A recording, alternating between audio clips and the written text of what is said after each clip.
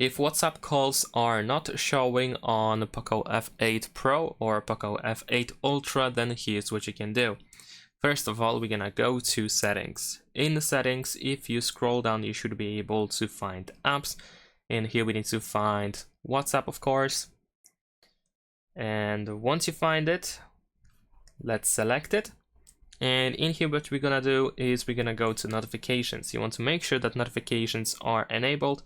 And you probably want to grant access to all notification settings that we have in here, especially chats and some other stuff that we can see over here.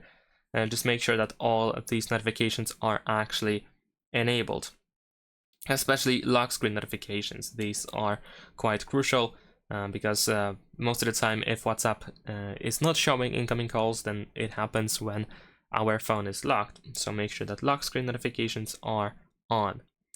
In addition to that, what you can do is you can go to app permissions, and of course you want to make sure that notifications are allowed and that, for example, contacts is allowed, the microphone, maybe the phone over here as well. So just go through this list and make sure that all necessary permissions are actually granted. Ideally, you probably want to select and agree to everything, just to be sure.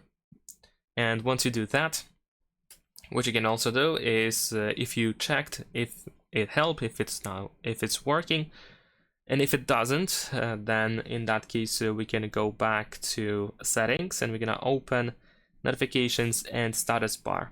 Now in here we're gonna go to lock screen settings, and there is a possibility that you will have to set the format to show notification and content. If you have hidden content, maybe this might be the reason why incoming calls are not showing, although it shouldn't be the cause of the problem. And of course, remember to restart your phone as well. And if you didn't restart or reboot your phone yet, then of course it is recommended to do so too, just to make sure that simple restart can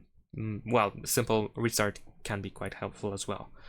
And that is pretty much it. And of course, last but not least, what you can also do is you can simply uninstall WhatsApp from your phone and install it again, but make sure to make a backup of your messages and all the content that you have on WhatsApp, and make sure that you can actually access your WhatsApp account afterwards. So that's pretty much it.